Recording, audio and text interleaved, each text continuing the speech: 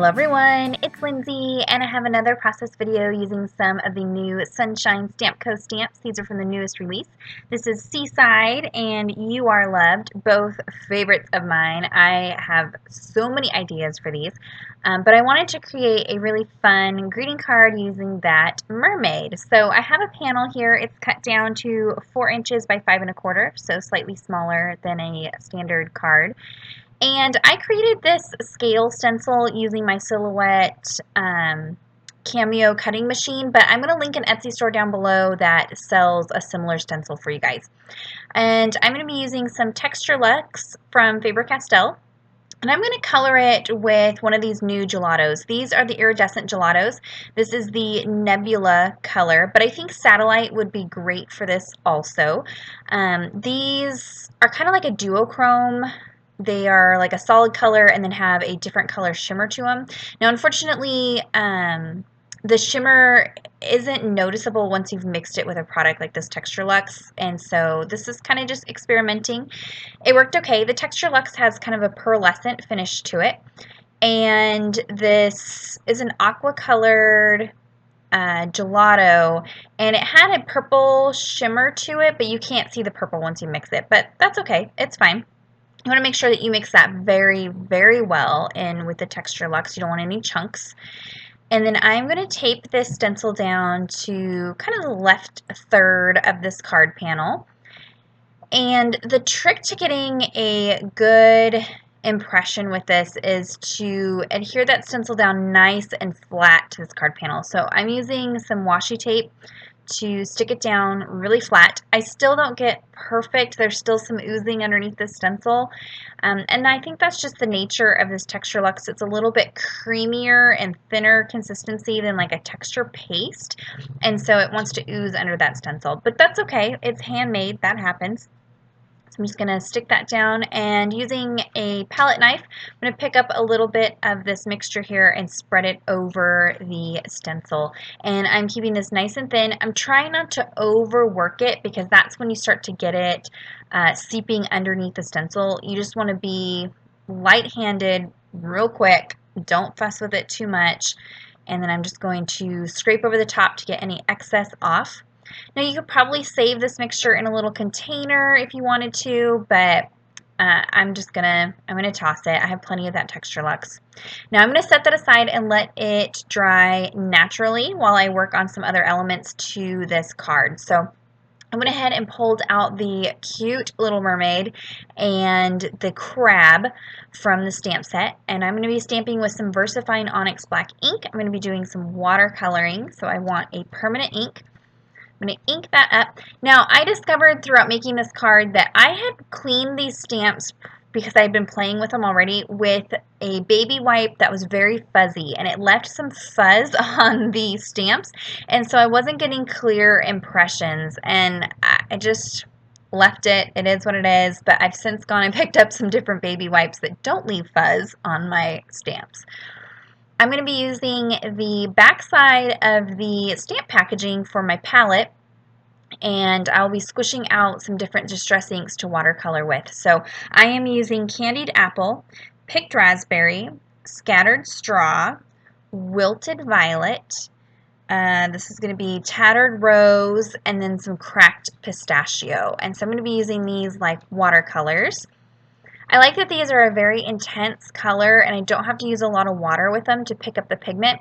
I am just stamping these images on regular 65-pound cardstock, so it will not tolerate a lot of water, so just keep that in mind. I could have done it on watercolor paper, but that's okay.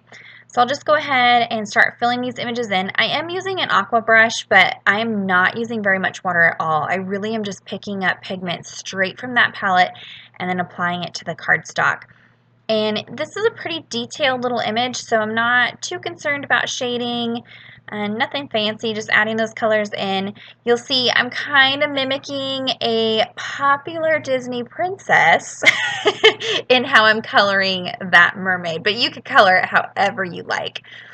And I went ahead and added some little scale detail to her fin, just to add a little more interest to her. She is super adorable. I love it. I need to figure out where to put her in my Bible because she's just too cute. So I'm going to head and sped up this coloring quite a bit. And I'm kind of jumping around the image, letting areas dry so that when I go in next to it with another color, they're not going to bleed together. And that tattered rose color is kind of the perfect Caucasian skin color. That was perfect for her. I'm going to take my Uniball Signo white gel pen to add some white details into her hair and her little shell cluster there. And then anywhere where my ink kind of oozed out of the stamped lines, I'm just going over that with the pen also, just to kind of clean it up and make sure that's going to dry. And then I went ahead and fussy cut those out. I vote that we make Amber's shop super popular so she can start carrying die cuts. What do you think? They're pretty easy to fussy cut, but I don't love fussy cutting. Some people do, but I just don't. But that's okay. They were pretty quick to cut out. I'm going to be using my stamp positioning tool to stamp the sentiment. This one is no longer available due to some copyright infringement type things, but the Misty is still available. I'll link that down below if you're interested in picking up a stamp positioning tool.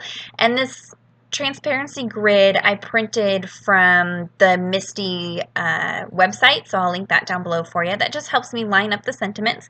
And those are coming from the You Are Loved stamp set, and there are some fantastic words in that set. It is going to be great for Bible journaling and for card making. I was able to pull these and create a card sentiment, so you're going to get a lot of versatility out of those.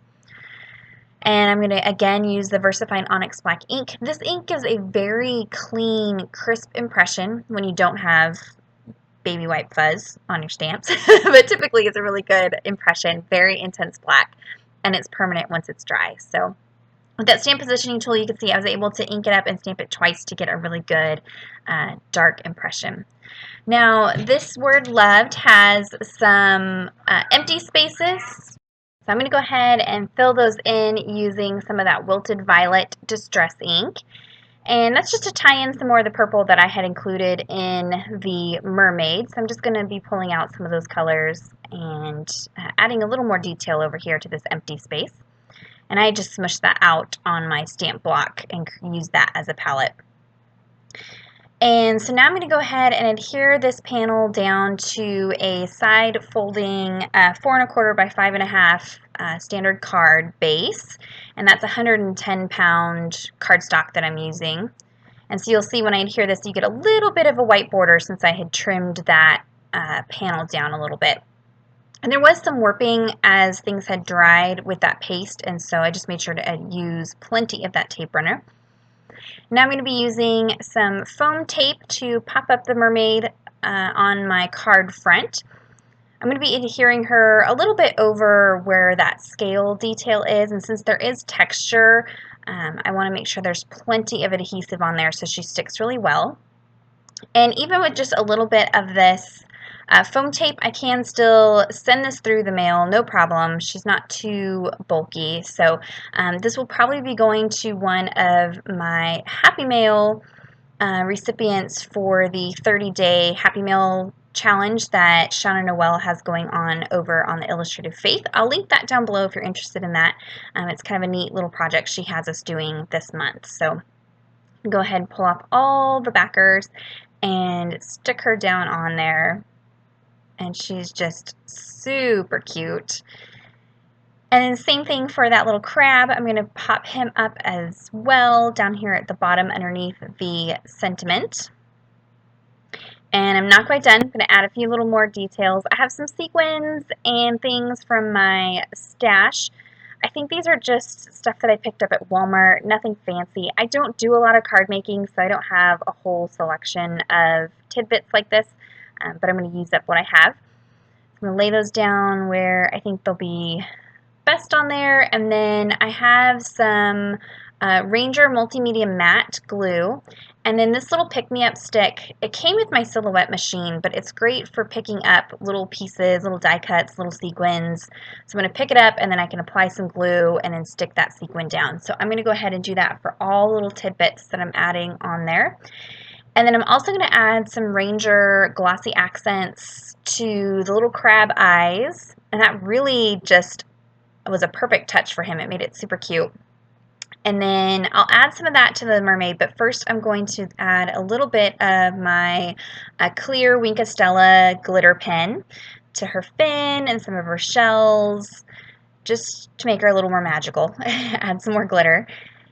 And then I'll go over her shells with that glossy accent, just to add a little more detail. And none of these are necessary steps. I just thought it would be fun and add some interest. So that is it. You can see that shine from that Texture Luxe, and super cute. So be sure to head on over to the Sonshine Stamp Co blog, where I'll have a blog post. You can see how the other ladies are using some of the new stamp sets from the newest release. Head on over to their shop and check out the newest release. And like this video if you enjoyed it, and subscribe to my channel if you are not already. And until next time, thank you so much. Bye-bye.